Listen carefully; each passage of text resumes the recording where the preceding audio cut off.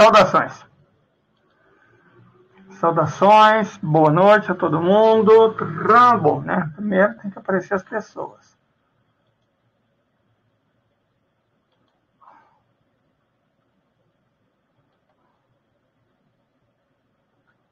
Vamos lá.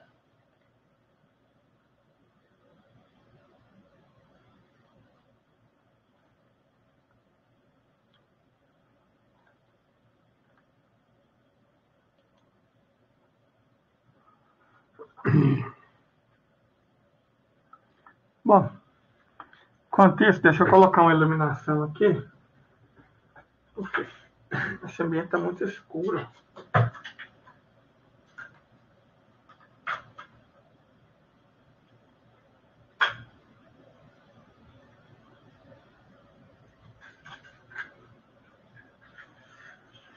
Um breu.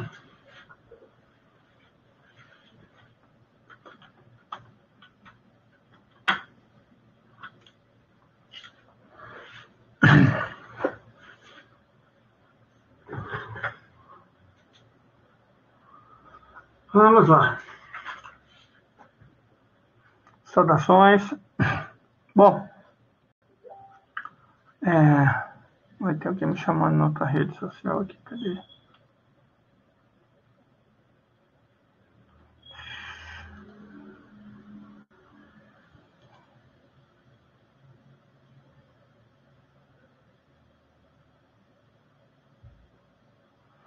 Meu filho, depois eu converso com você. Tem essas criaturas. Peraí, gente.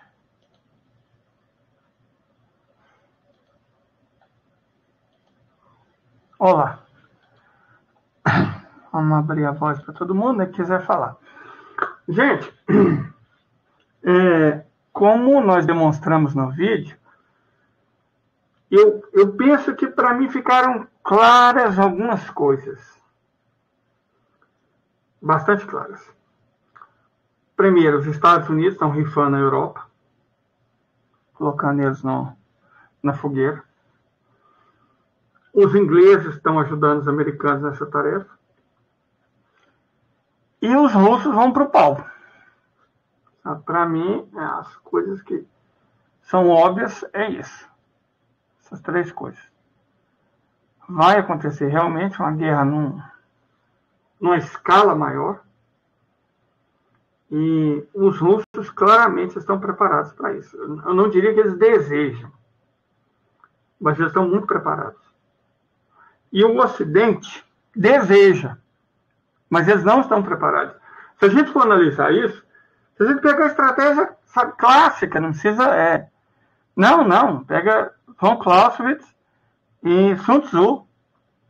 É uma imbecilidade. Porque, de um lado, você tem um povo que não quer a guerra, mas está muito bem preparado para ela. Do outro, um povo que quer a guerra, mas não tem a mínima condição de executá-la. Eu, sinceramente, eu queria entender o que passa na cabeça dos europeus. De verdade, eu não sei o que passa na cabeça deles. Eles não têm condição de, eu não digo de ganhar, eles não têm condição de lutar. Sabe? Veja, as armas que eles têm, as que eles têm acumuladas. Ou compram dos Estados Unidos. Né? O complexo industrial militar vende. Eles não têm mais condição de fabricar arma. É o que a gente falou no vídeo hoje de manhã. A capacidade de produzir um Rafale por mês, gente. Sério. Aí você fala, mas um Rafale por mês é uma miséria, né? Vamos um pouco. O que precisaria para produzir 10? Aí entra a questão que eu gosto sempre de ressaltar, e precisa ser ressaltada. Quando a gente falou de tanques, agora mesmo, eu mostrei as fábricas que fabricam tanto os tanques quanto os mísseis antitanques. Uma está localizada em Vladimir e duas no lado asiático dos Urais, no início da Sibéria. Certo? Então, e eles encontram todas as matérias-primas, os fornecedores, os equipamentos, os trabalhadores, as tecnologias, tudo lá. Está tudo lá, em cluster. Mais ou menos como a China faz, em cluster. Agora, pega a produção ocidental. Para produzir um avião, pegar um Rafale, que nem é uma coisa assim, para produzir um Rafale. Você precisa de asa de um país, você precisa de turbina de outro país, a aviônica veio de um terceiro país para ser adaptado. O radar vem de um quarto país. O alumínio, originalmente, vinha da Rússia. E cadê a mão de obra? Eles têm mão de obra para aumentar 10 vezes a produção? E não está falando só da fábrica da Rafale. Das fábricas que fornecem os equipamentos para a Rafale fazer o avião, esparramadas pelo mundo inteiro. Quer dizer, a globalização é o que vai impedir o Ocidente de ter qualquer chance. Imagina que a Rafale precisa de 8 fornecedores críticos. Qualquer um deles que falhar, qualquer um deles que atrasar, a produção inteira para. A velocidade da produção é a velocidade do fornecedor mais lento. Como um sistema desse pode ser considerado eficiente? Deixa eu ver se eu acho aqui para vocês uma visita que o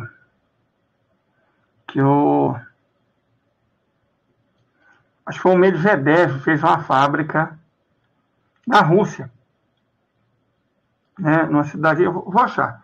É só questão de eu abrir o meu navegador russo Yandex. E a gente acha isso. Porque, cara, é a economia da mais simples. É a economia da mais simples. Não tem como um sistema ineficiente, extremamente dependente, como esse da globalização, servir para alguma coisa em tempo de guerra. E assim, é questão de logística mesmo. Pensa comigo. Como vai ser transportado a matéria-prima, os produtos que o Ocidente precisa, em tempo de guerra? Não faz o menor sentido. Deixa eu achar aqui. Peraí.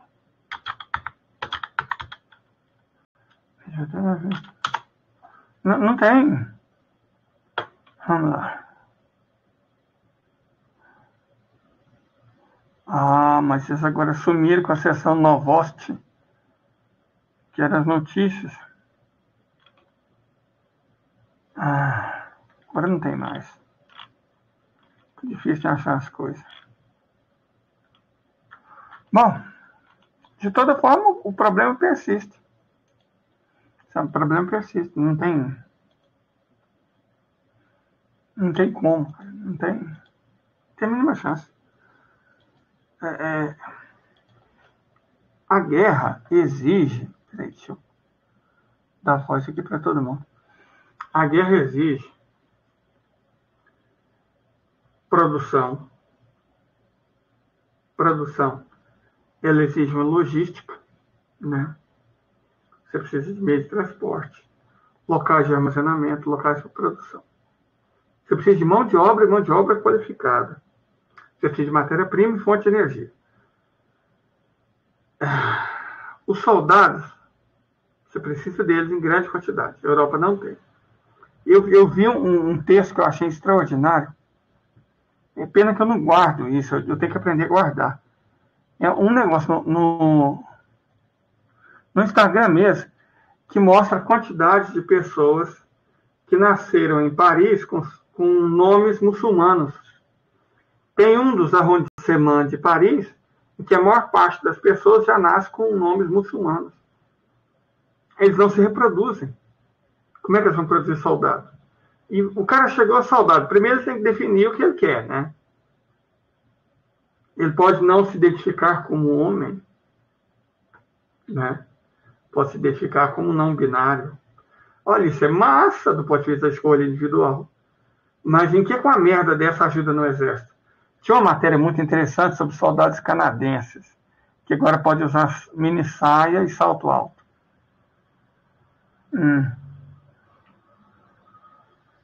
Sem entrar no mérito, mas difícil lutar nessas condições, né? Quer dizer, eu não vou nem entrar no mérito do cara que está vestindo mini saia. Mas, assim, cada um veste o que quiser. Mas você está no exército e lutando de mini saia, cara. Imagina você lá no meio do combate, Aí os canadenses lá no alto do combate, alguém fala, para tudo, porque Não estou achando meu batom. Isso é homem. O cara não vai querer entrar para as Forças Armadas. E vamos supor que eles consigam essa mão de obra. Quem vai treinar? Como é que se forma instrutor rapidamente? Quem vai treinar esse povo, gente? Quer dizer, como eles acham de verdade, vamos discutir aqui. Como o Ocidente acha que esses caras vão lutar a guerra? Há quanto tempo um europeu não viu uma guerra de verdade? De vez em quando eles vão ajudar os americanos em alguma atrocidade, ajudar no Vietnã, no Afeganistão, na Síria, na Líbia.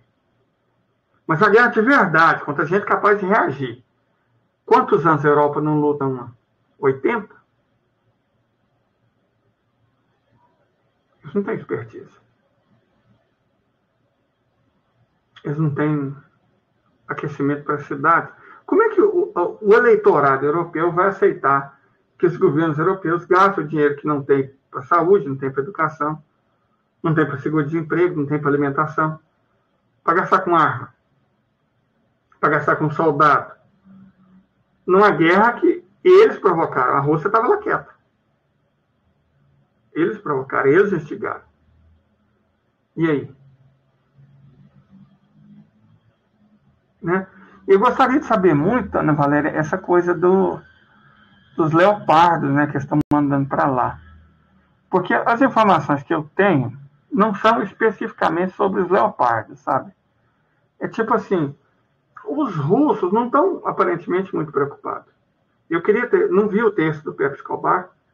Como eu disse, quando ele fala do que ele entende, ele é muito bom. Mas, pelo que eu vejo, os russos não estão minimamente preocupados. É o que eu vocês tem 3 sistemas anti-tanque, 3 sistemas de mísseis excelentes, rápidos, eficientes. Sabe, você tem como é que chama, gente? Deixa eu olhar aqui. Tem um que... Vamos citar nomes, para não ficar uma coisa nebulosa. Aqui. O que eu acho mais perigoso é o 9K121 Vicre. Vocês dão uma bugada aí. Deixa eu ver se tem jeito de passar mensagem pelo Telegram.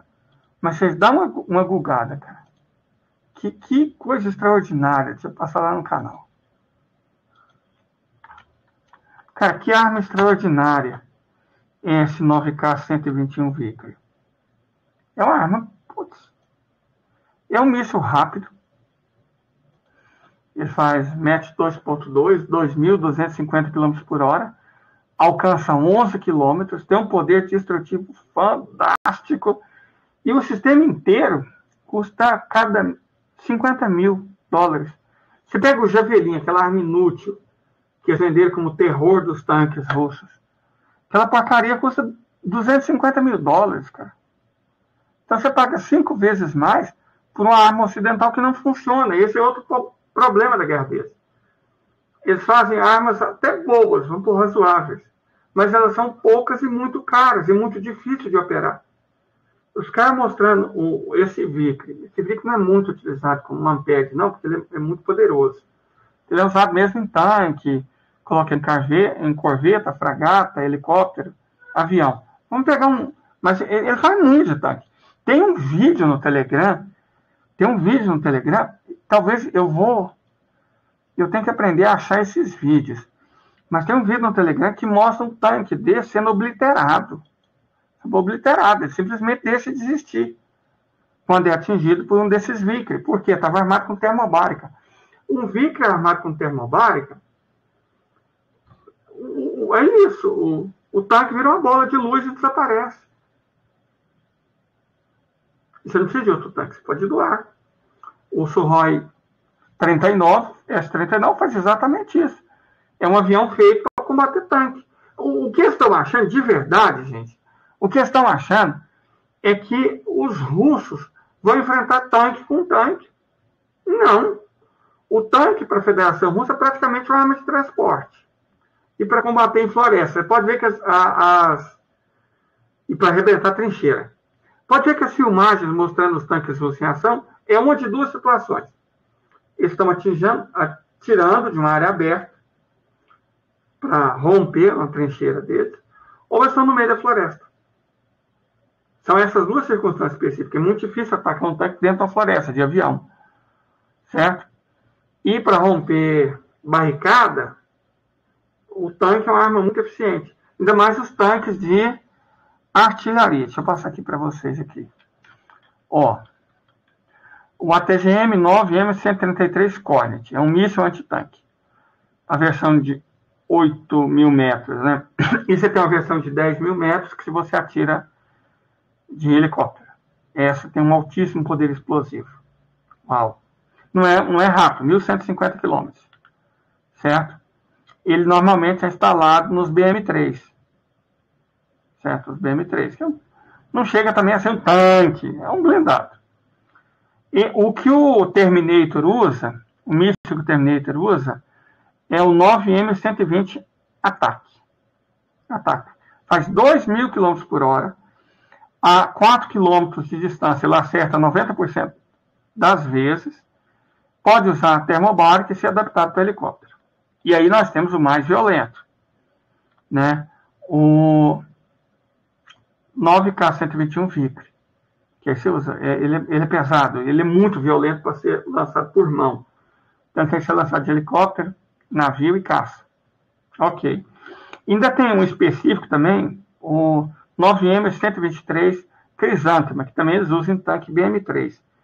Então, só míssil para destruir tanque, os russos têm 4 modelos, a depender de quem e do que eles querem destruir.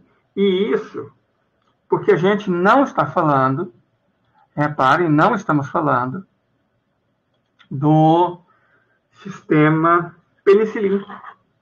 Eu não falei do penicilin. Penicilin, você pode usar ele em qualquer veículo. Você coloca ele em cima lá, qualquer veículo. Ele tem 12 canos. Cada cano pode sair 4 mísseis. O poder destrutivo desses mísseis é descomunal. É descomunal. Ele destrói tanque com uma facilidade absurda.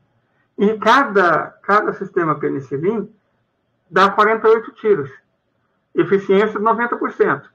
Então, vamos pôr, 43 tanques, é certeza que ela bate. Esse quer mandar o quê? 200? Você precisa de 2 penicilin. 4 penicilin. Mas você ainda tem outros modelos de tanque, outros modelos de blindado. Você pode usar helicóptero, pode usar quadricóptero, você pode usar caça, Sukhoi 37. Então vai ser muito simples, na verdade, para os russos destruir esses tanques. Por isso que eu não vejo, honestamente, preocupação. Não vejo do lado russo nenhuma preocupação com esses tanques. Só os europeus, só os ocidentais acham que tanque vai fazer qualquer diferença. Certo? Só eles têm a ilusão de que esses tanques vão fazer diferença. Não vão, gente. Não vão fazer diferença nenhuma. Sinto para os nossos irmãos, né? Mas isso não vai fazer diferença nenhuma. Vai aumentar as perdas do Ocidente. Eu acredito que provavelmente sejam os ucranianos que resolvam vender o tanque, igual eles fizeram com o obus lá, né? O obus francês. Simplesmente venderam para os russos.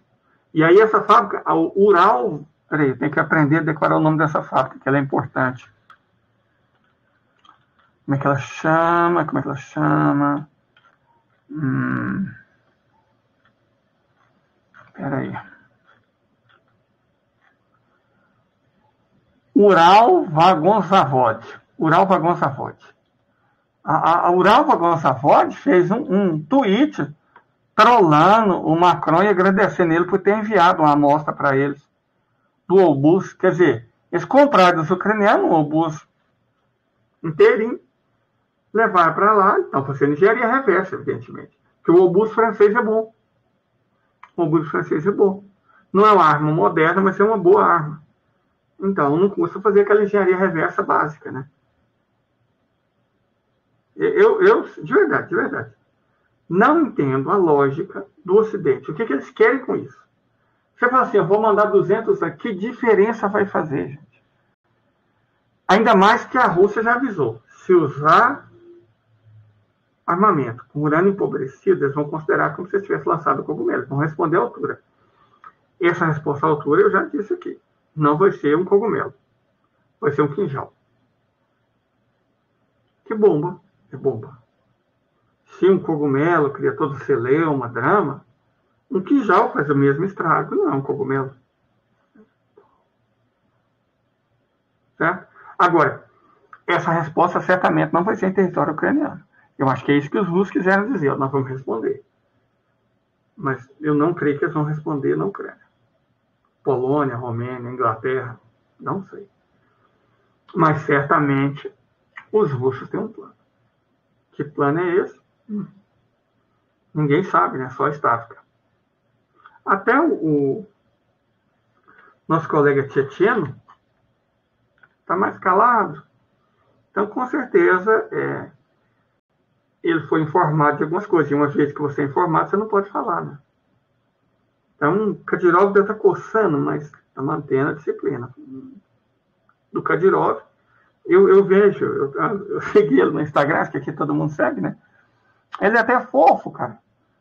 Para um cara, tipo assim, que o sangue tem 5% de hemoglobina e 95% de testosterona, ele é até tranquilo. Suave. A fala... Sim. A fala que ele disse, falando que... Quando perguntaram para ele o que ele ia fazer com os dinamarqueses lá, os suecos, falou, cara, não tem o que fazer, não. Quer dizer, realmente não tem o que fazer. O que os muçulmanos do mundo vão fazer? Queimar a bandeira da Suécia ou da Dinamarca? Eles não têm patriotismo. Xingar a mãe deles? A família não é mais um valor. Chamar eles de viado? Eles vão ficar orgulhosos, cara. Não tem como ofender um ocidental. O Kadyrov tocou no ponto, cara. Não tem. Eu achei a fala dele extremamente sensata. Falei, gente, vocês querem que eu faça o quê? Não tem como atingir esse povo. Eles não têm honra. Eles não têm valor. Eles não têm fé em nada. Como é que eu discuto com gente assim? Essas pessoas não têm como nem ser ofendidas. E realmente, não tem. Né? O Kadyrov, não tem o que fazer, não. O que a gente vai fazer? A gente pode retaliar na nossa terra. Mas, assim, eu vejo, quando o muro de Berlim caiu, a União Soviética acabou, você via uma juventude empolgada. Antes de ter caído na miséria, na pobreza, na prostituição, dava para perceber uma juventude empolgada com o capitalismo, né? Com os valores do Ocidente. Mas agora que a gente percebe, eu vejo muito jornal russo, como eu leio também os chineses. Eu leio os chineses. Hoje não foi um dia que eu li praticamente nada, porque eu dei uma baita de uma crise de ansiedade. Hoje foi um dia difícil. Mas normalmente eu leio, né? A gente se medica e tá tudo bem. Daqui a pouco eu tomo mais um comprometinho, durmo e desmaio. Mas a questão aqui é que hoje você percebe nos comentaristas, nos jornalistas, nos cientistas, mesmo entre os soldados mais jovens, um desânimo. Não é você fala, raiva, os russos têm raiva dos ocidentais, os russos têm raiva dos americanos. Eu não vejo raiva, cara. Eu estive na Rússia faz muito tempo, faz 8 anos. Eu não senti raiva. Eu senti incredulidade. Incredulidade eu senti. Tipo, será que eles são realmente assim? Né? Você olha e fala... Né? Agora, hoje, essa incredulidade acho que está mais evidente. O Kadyrov, né? E eu acho que o Kadyrov não falou porque não tem coragem. Gente, pelo amor de Deus, vocês acusam o Kadyrov de qualquer coisa. Mesmo não ter coragem, pelo amor de Deus. Mas ele falou o que eu acho que todo mundo pensa, cara. E não só na Rússia. Acho que na Eurásia, na própria África. Na própria África, com vocês. Na América Latina, não, porque tem muita gente aqui que se acha branco, né? Tem muita gente aqui que se acha europeu. Tipo assim, aquele cachorro caramelo que fala, meu bisavô foi um lobo na Alemanha. Esse tipo de gente. Mas na Eurásia, na África, acho que tem essa sensação de desânimo. Certo? Como é que você lida com um povo que não tem honra?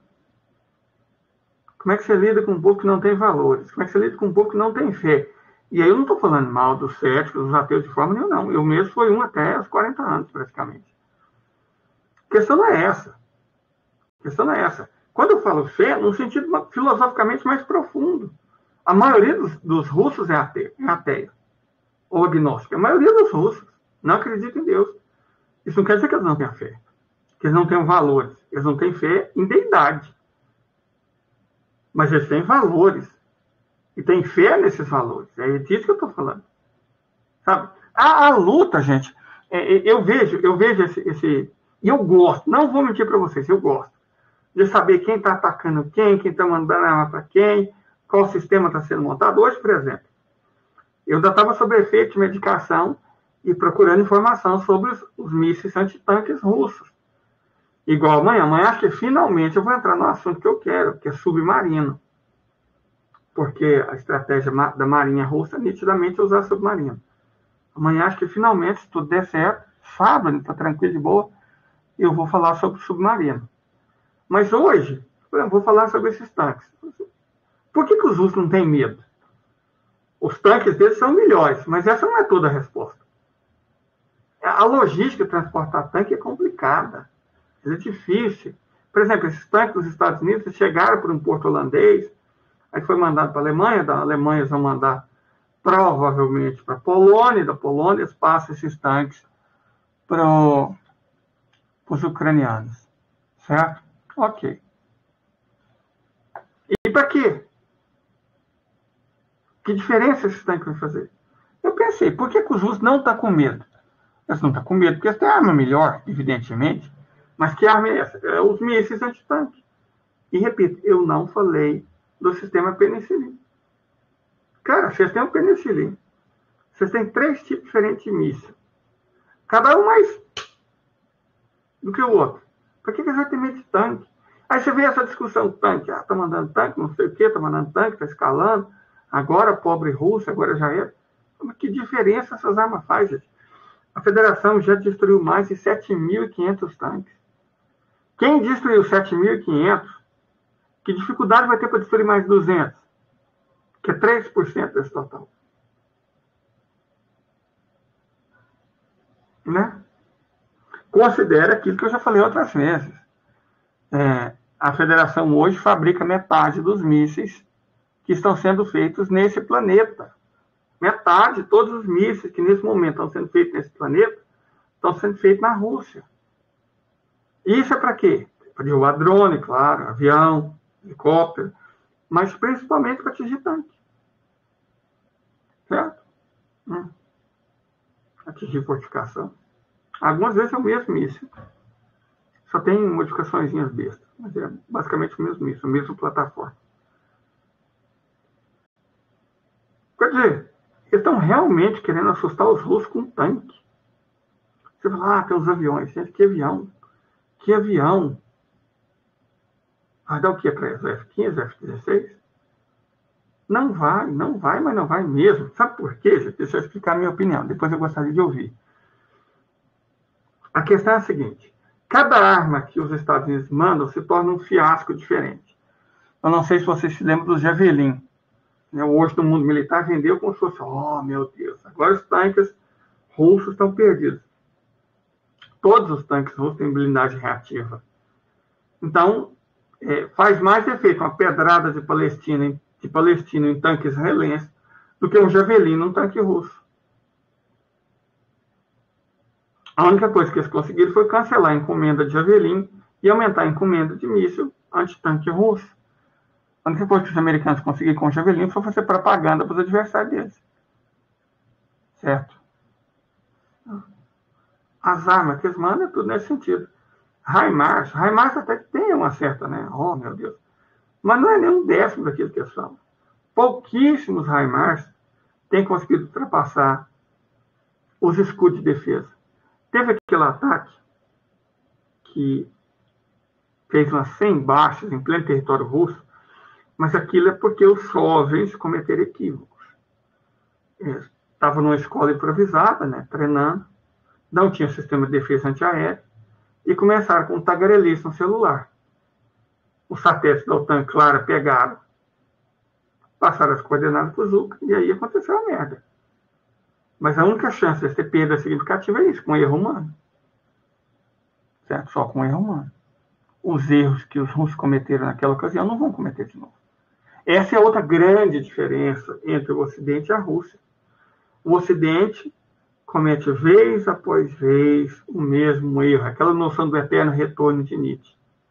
A Rússia não. A Rússia evita ao máximo cometer o mesmo erro, ela tenta aprender.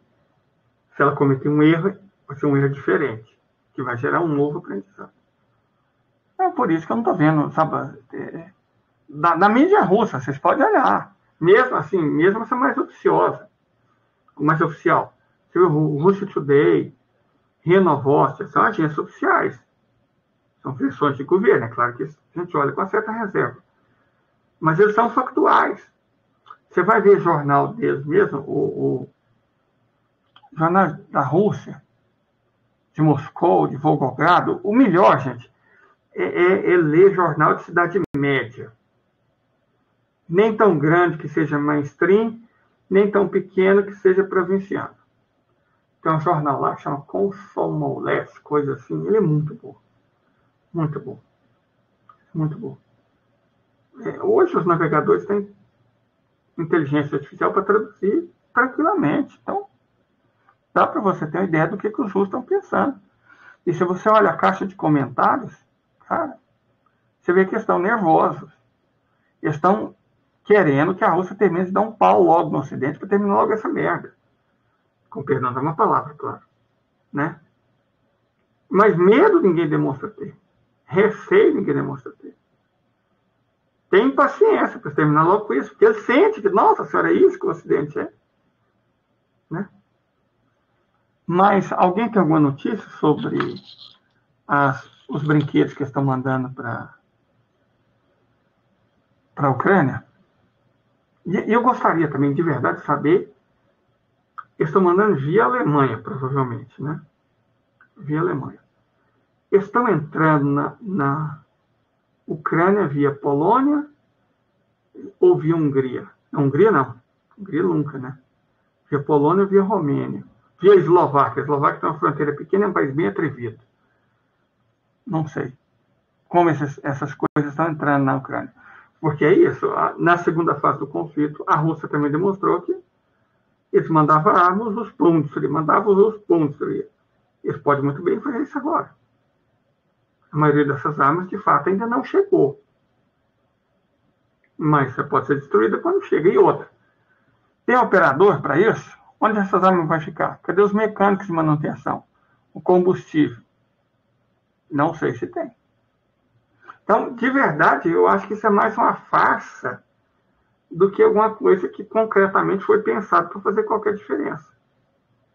A comentarista russa, quando falou já lutaram até o último ucraniano, agora vão lutar até o último europeu, para mim ela foi muito feliz, cara. Acho que a estratégia deles é essa mesmo. Mas o que eles não pensam, acho que os Estados Unidos pensam, estão eliminando um concorrente. Mas eles também estão eliminando um aliado. Quando e não se a Europa for para o saco, onde os Estados Unidos vão se posicionar na Eurásia? Porque, na verdade, já foram expulsos da Ásia inteira, né? Da Ásia inteira eles foram expulsos. Estão no Estado de Israel, estão na Coreia do Sul, naquelas ilhas, né? Japão, Taiwan. É o único lugar onde eles ainda existem. Chipre. Mas do continente asiático mesmo, eles foram expulsos. E aí? Quando eles perderam a Ucrânia e a Federação cumprir a promessa de desnazificar a Europa, eles vão ficar onde? Aí eu tenho até medo que seja um perigo para nós brasileiros, porque eles vão tentar. Os Estados Unidos, o sistema capitalista, vive da guerra e para a guerra. Não conseguindo fazer mais guerra na Eurásia, na África, eu tenho medo que às vezes eu vou fazer essas guerras aqui. Só que a Rússia já deixou claro que está disposta a proteger os aliados. Então agora não, talvez não seja o momento, mas em algum momento o Lulindo vai ter que chamar o tio Putin e jurar amor. Né? Jurar amor.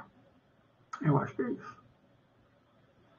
Alguém gostaria de falar alguma coisa? Eu realmente gostaria de saber de notícias e opiniões.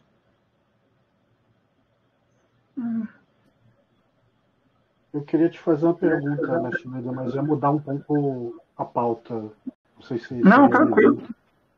Tranquilo. Não sei se você está antenado aí nesse balão chinês aí que está ganhando a mídia. Você acha que é genuíno ou se é false flag? Não sei o que você acha. Cara,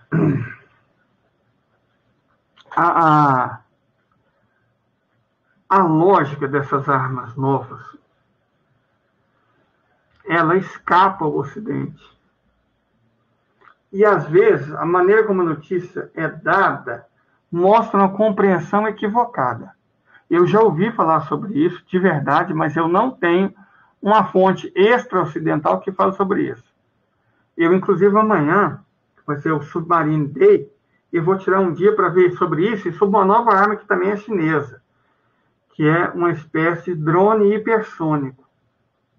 Eu não entendi, porque, assim, a lógica do balão faz sentido, embora um tanto quanto limitada, porque é uma coisa que pode ser derrubada com alguma facilidade. Então eu tenho que entender. Eu preciso entender. Eu não entendi até agora, então não vou dar uma opinião, porque qualquer coisa que eu falasse provavelmente seria merda. Eu tenho que entender a lógica. E também quero entender, inclusive para falar amanhã, da lógica desse drone hipersônico chinês. Quer dizer, fazer um míssil hipersônico eu entendo. Mas para que fazer um drone hipersônico? Qual que é a vantagem em relação a um míssil? Não entendo. Então, essas coisas que eu, de fato, não compreendo, que eu estudei mal, eu prefiro me eximir de falar. Porque senão isso aqui vira um hoje no mundo militar, né? Mas amanhã eu faço questão de ler mais sobre o assunto. E quando eu falo ler mais, não é ler mais do mesmo, é ler mais de algum jornal chinês, de alguma fonte chinesa, para tentar entender como eles encaram isso, o que eles esperam.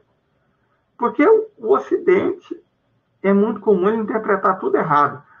Não sei se para desinformar ou se por incapacidade mesmo. Então, enquanto a fonte for só meio ocidental, e você tem muito noticioso russo que é sensacionalista, parece que os russos gostam, né, de uma novela.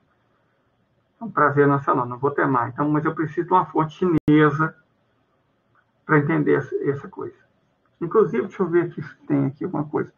Eu tenho o finado, não, né? Que ele está mais vivo que nunca. Mas eu tenho o Baidu. O Baidu, quem é da minha idade, sabe que o Baidu no início era praticamente um vírus. Né?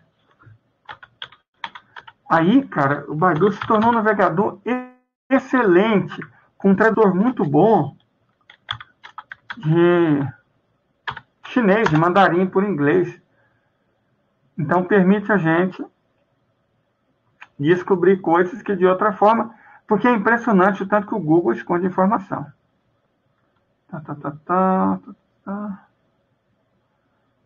Aqui. Vamos ler uma notícia aqui. É da ABC News, mas é melhor que qualquer outra coisa. Reconhecimento, balão foi encontrado, balão chinês foi encontrado nos Estados Unidos. Vamos ler aqui, vamos. É a fonte ocidental, então não é muita coisa não, né, gente? Ou está mentindo, ou está desinformando, não está dando a notícia completa, mas é melhor do que... Eu acho estranho, cara, balão, que é uma arma tipo tão lenta, né? Com certeza, eu acho que eles estão usando para espionar, né? Mas a China precisa mesmo disso? Porque você tem um sistema de satélite russo, o Kupol, dos quais os chineses são sócios, né? Então, a não ser que eles estejam querendo transportar alguma coisa, né? Tipo um vírus, não sei. O que eles estão querendo? Isso é... Vamos ver o que a ABC está falando.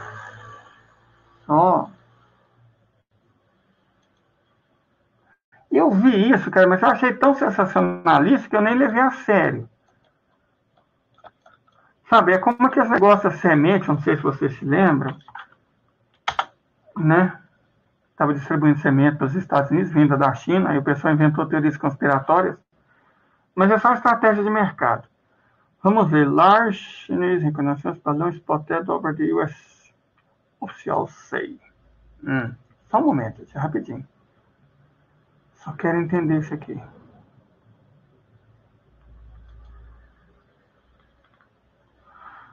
Tá um balão espião. Então, estão supondo que é um balão espião.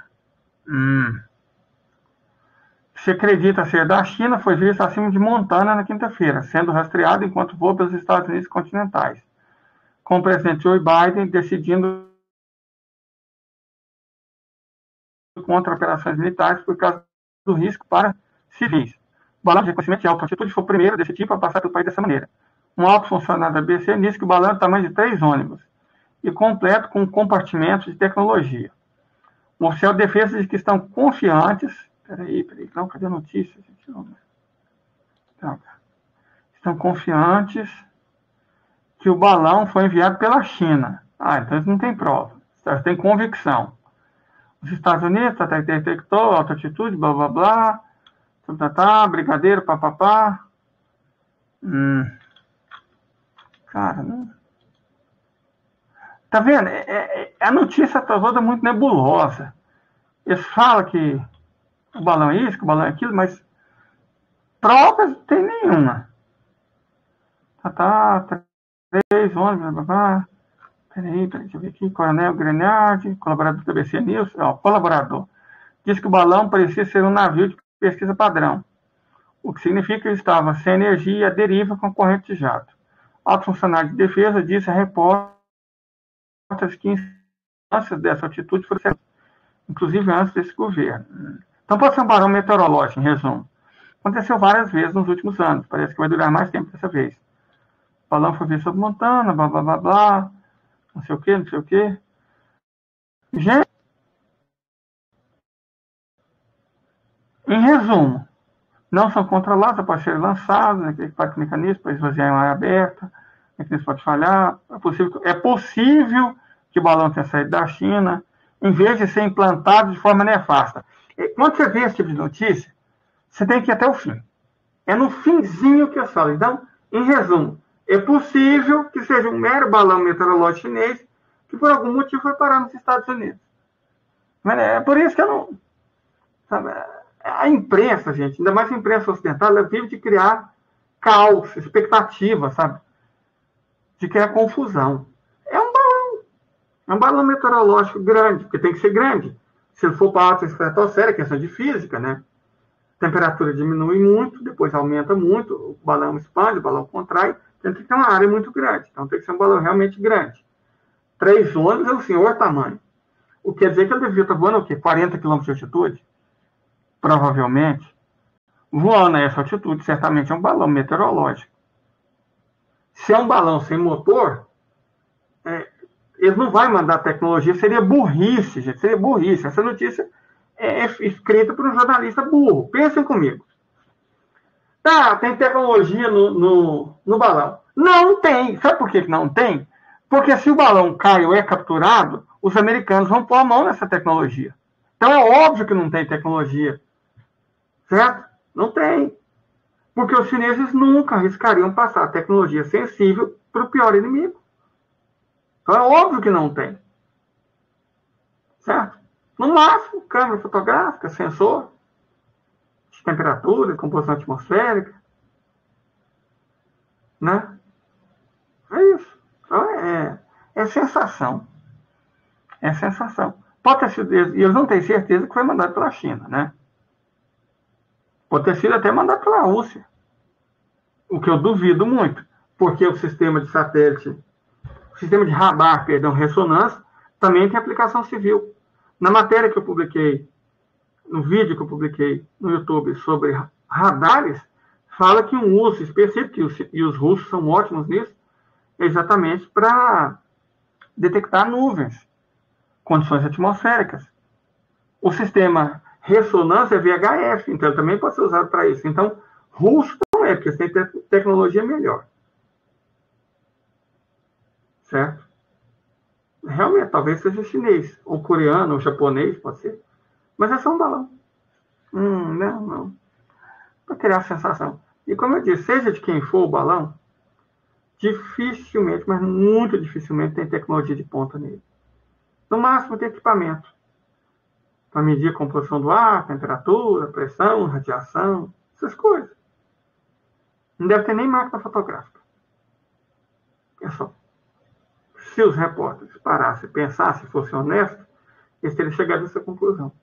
Mas eles escrevem uma matéria enorme que a gente lê, para chegar no fim, não tem nem certeza que ele é chinês. Mas certamente, mesmo se fosse, ele não foi mandado com propósitos hostis. Como eu disse, propósito hostil vai ser alcançado com radar, com satélite, não com balão. Foi muito bom você ter feito essa pergunta, que eu tinha visto por alto a notícia. Tinha visto por alto. Não levei muito a sério, porque eu li isso. Não foi na ABC, foi na outra mídia. Foi na Yahoo News. Vi isso na Yahoo News. Foi não deve ser nada, não. Mas foi bom ver isso. Até porque a gente esclarece. Por falar em mídia, gente, aproveitar que vocês estão meio tímidos, eu gostaria muito de falar sobre um artigo que o Martianov publicou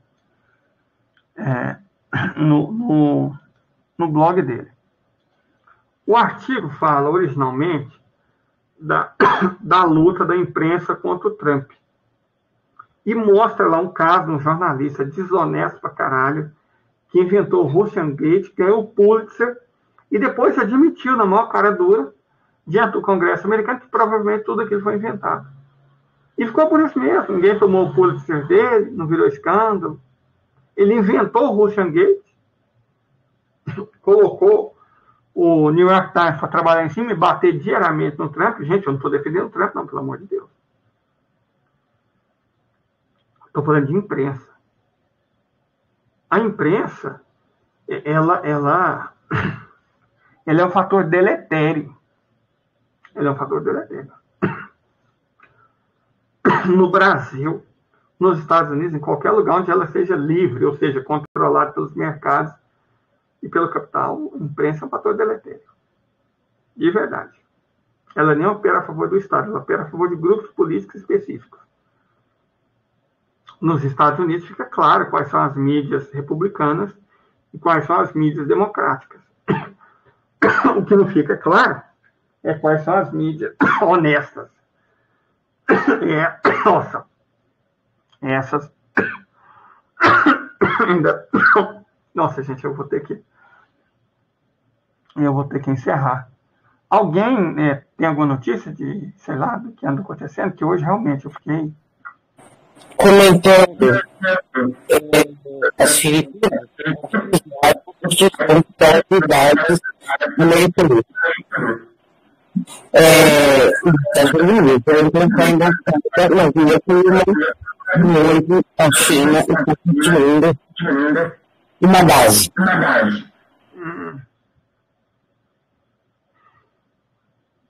Cara, de verdade, eu vou por outro aspecto, se você me permite. Eu vou por outro aspecto.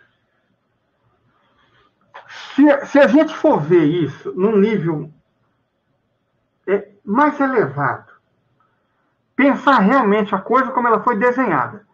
Eu tenho três, assim, repara, não é diretamente envolvido o que você está falando, mas eu penso que são três aspectos que a gente tem que analisar que ajudam a gente a chegar numa resposta, ou pelo menos num tipo de resposta. Primeira coisa, eu não acredito que a Rússia esteja lutando isso sozinha. Certo? Eu não estou falando, o Irã está fornecendo aquilo. A ajuda do Irã é superestimada. A capacidade industrial, por mais que a capacidade industrial do Irã seja boa, a da Rússia é muito maior. Não é isso. Ou da China, que está fornecendo bens de consumo, ou a Coreia do Norte está fornecendo munição. Quando eu acho que ela foi planejada, o que eu digo é que antes de fevereiro, é isso que eu estou querendo dizer, antes de fevereiro, sentou o Xi, sentou o Khamenei, sentou o Vladimir e sentou o Kim. Falou, ó, e agora? Agora é isso. Isso e isso. Vocês estão dentro? Estamos. O que nós vamos fazer? Isso, isso e isso. Então, eu acho assim, quando se fala de... Eu acho que é a primeira coisa que tem que ficar clara. Eu acho que eu devia colocar isso em todas as transmissões minhas. Ó, vamos falar sobre o conflito civilizacional. Falar sobre o conflito civilizacional. Porque são civilizações diferentes.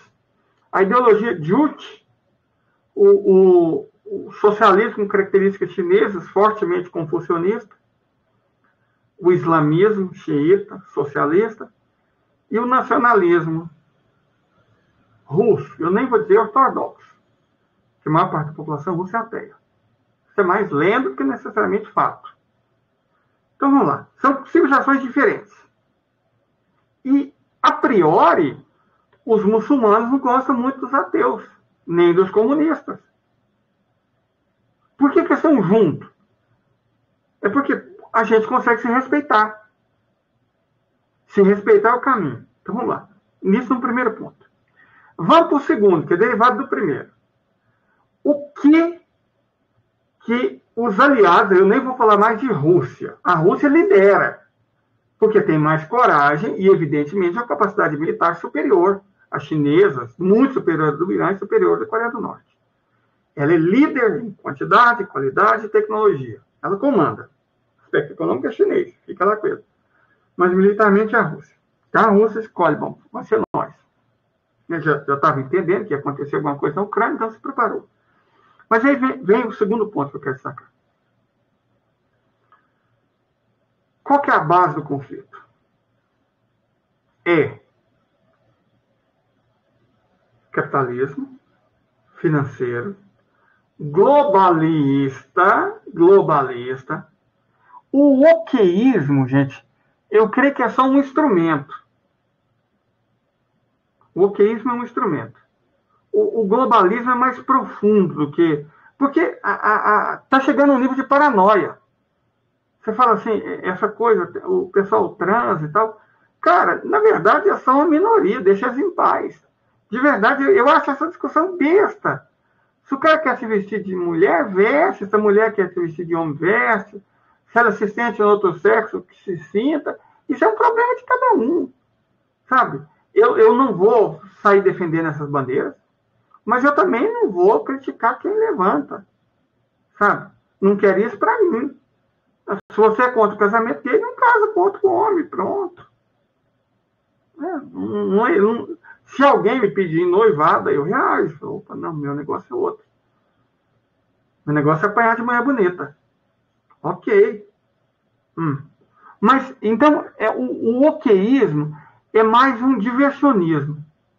Sabe, o Ocidente pega umas pautas que são diversionistas. A pauta verde é diversionista, eles não estão preocupados realmente com o meio ambiente. A pauta LGBTQNP, que é a tantileta, é diversionista, eles não estão preocupados com gay e sapatão. A pauta racial é diversionista, gente, vocês estão oprimindo preto no próprio país deles.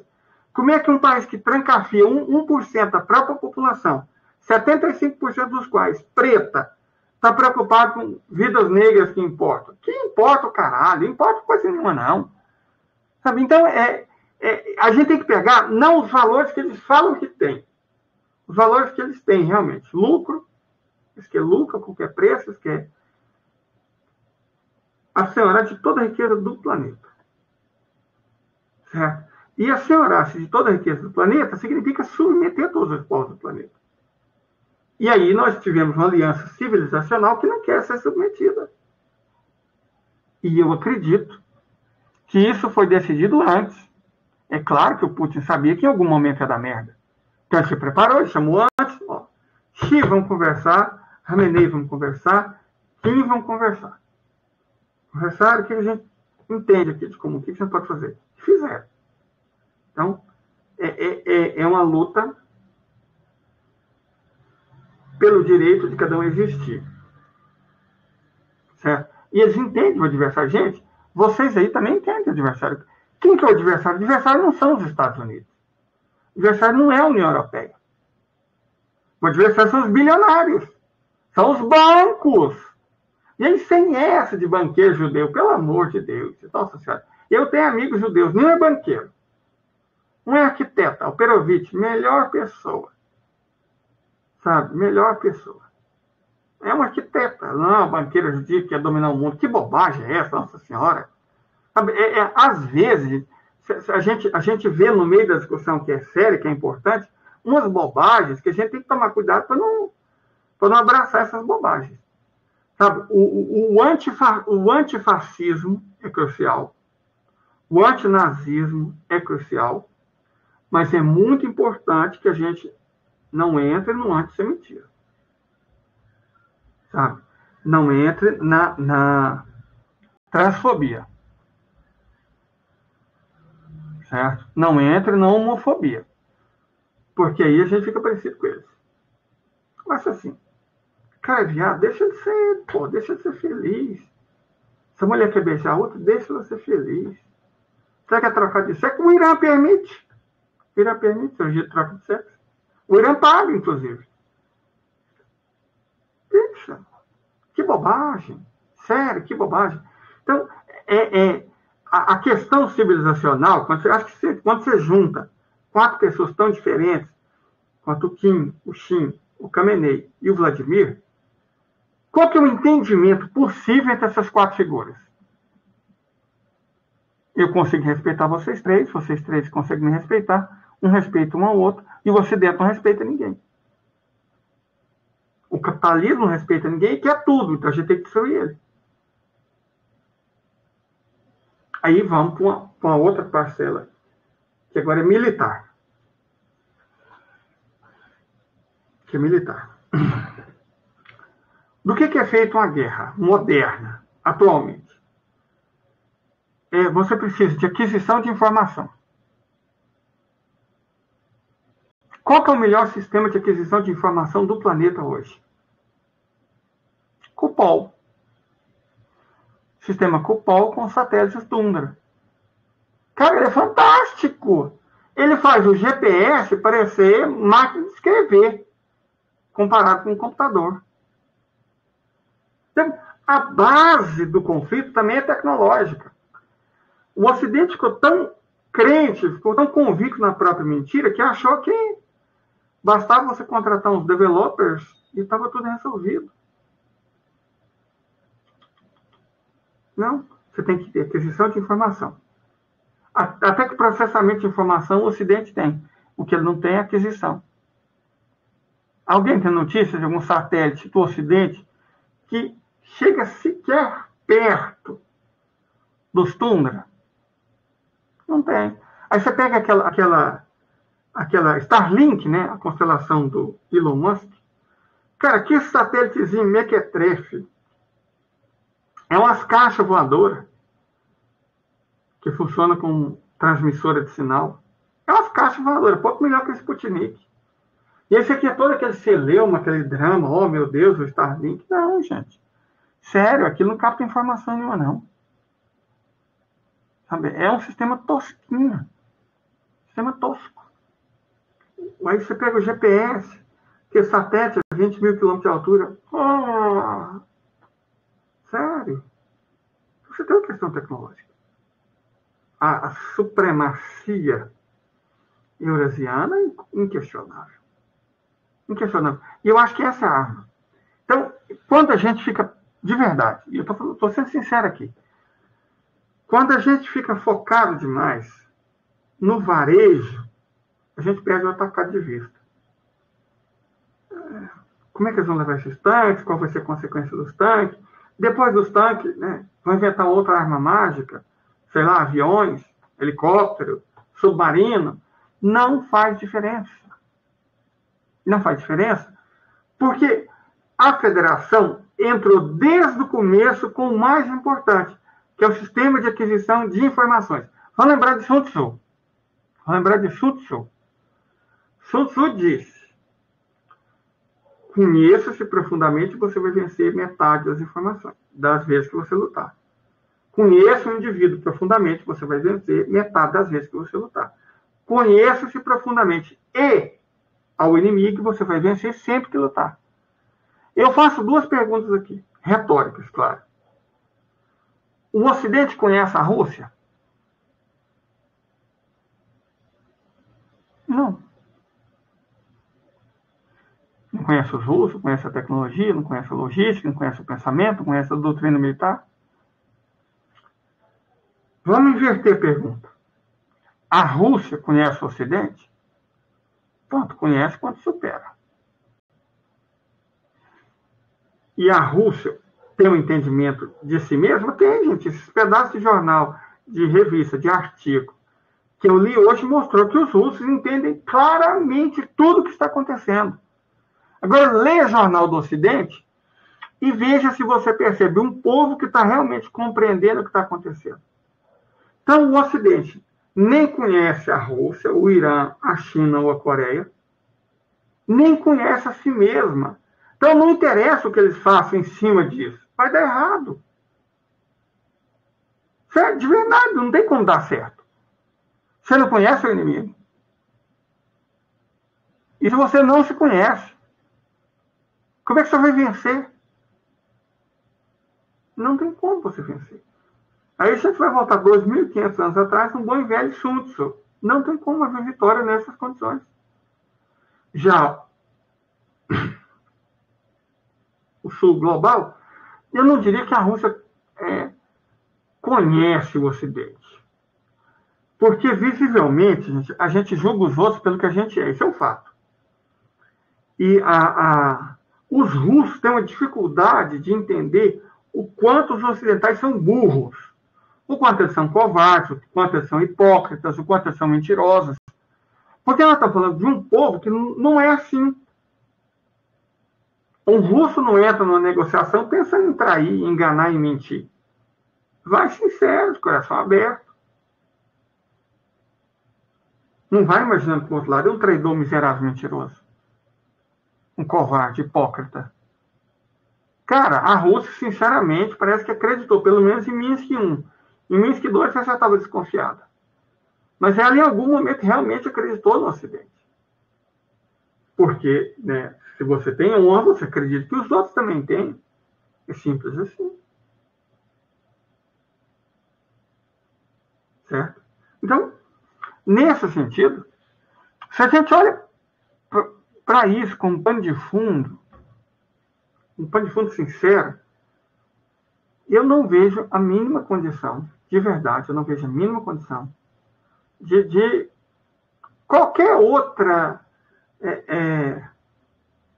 como é que eu explico? Como é que eu usar as palavras às vezes é complicado.